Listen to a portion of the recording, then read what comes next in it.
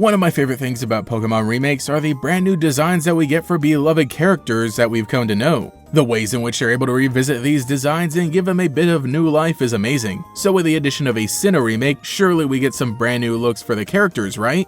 Well, not really. Brilliant Diamond and Shining Pearl were fine Pokemon games, but as we know, Game Freak put all their effort into Legends Arceus, which paid off. BDSP was a pretty straightforward remake of the original Diamond and Pearl. As such, we really only got the same characters in an updated style. There were no redesigns or no new outfits. Or were there?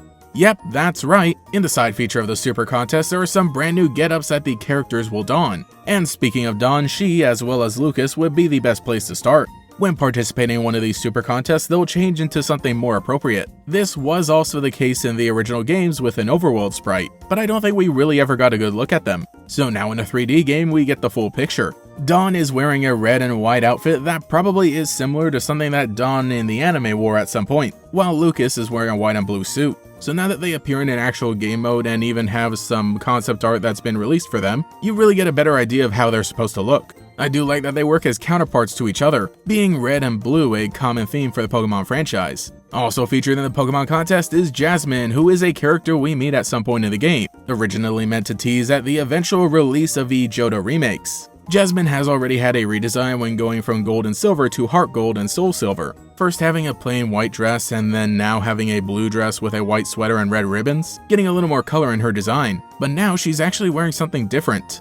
An outfit that we never got to see anywhere before. It does look a little similar to her previous outfit, but now her sweater is a little thicker, her dress is longer, and she's wearing boots. It could be that this is meant to be a little more elegant for the contest performances, but it could also just be her winter outfit when visiting the Sinnoh region in general. I mean, she does come from Olivine City, a port by the sea, and now traveling in the Sinnoh region, which is farther up north and has some really intense snowfall on the mountains, I think she just decided to bundle up a bit. This is what we see her wearing in the overworld too, after all. I really do like the look of it, and it's different enough without being too much of a detour. I know that we all wish the gym leaders in this game were given new looks, and I think something as minimal as this would have been just fine. I mean, it kind of goes along with how Dawn and Lucas were given different outfits when Pokemon Platinum was released. These ones meant to be more suited for the cold weather, which by the way did also appear in Brilliant Diamond and Shining Pearl. I know they weren't made for these games and you could only get them for a limited time, but I use them in my playthrough, so I like to pretend that they were like this from the very beginning. And that reminds me, when you arrive in Veilstone City, you discover that the game corner has been replaced with a clothing shop that sells various outfits.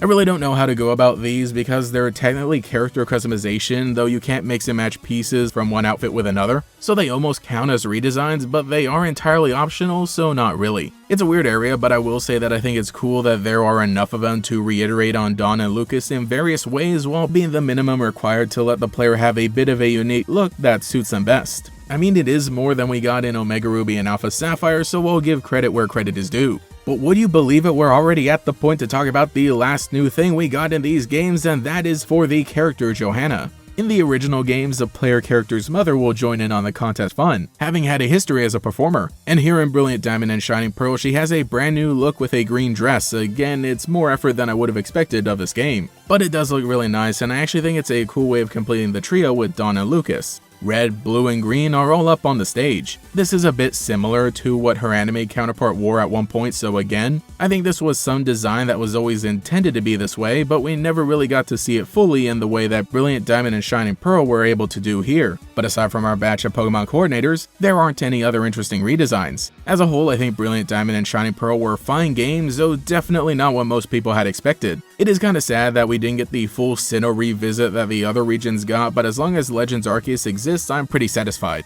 So let me know what you think in the comments below and which of these new looks is your favorite. Personally, I'm a fan of what they did with Jasmine, even though she was originally from Johto anyway and not Sinnoh, so I guess she got the favoritism this time around. But legitimately, I do really like this outfit, and it's kinda neat to see how her design progressed from one game to another. So yeah, go ahead and leave a comment below to let me know your thoughts, and also with the character customization outfits, let me know which of those is your favorite. Like I said, I usually just rock with the platinum outfit, but I do really like the hoodie look for Lucas, and I think that is, just legitimately me. Anyway, I should be heading off to practice my Pokemon contest coordination skills. They'll come in handy someday, I swear. Thanking every channel member for your continued support, including the Great Gators, Cemetery Hill, Peel the Genius, SB Jump, Corelli Stromboli, Justin Dowes, Al Rome, Pastel Blood, Cosmo Zero, Mr. Saturn, Rainfrux, Cheez-It62, Switch Cheese, Michael Snyder, Lockadox, Gallantry, Gator Kid 509, TF, Cheeseburger Lasers, Mathaclock 947, The Shadow and Josh Show, Taijirai, Justin R, Phantom, and Quago. If you would like to support, see your name here, and get access to emotes for comments, live streams, and sometimes watch videos early, you can become a channel member today. You can also follow me on Twitter as well for more memes. Anyway, this is GatorX, and I'll catch you all later. Enter a mysterious new world and get ready to confront the legendary Pokémon. Face the ultimate test in the battle frontier by challenging the best trainers Sinnoh has to offer. Can you catch 'em all? Pokémon Platinum, only on Nintendo DS.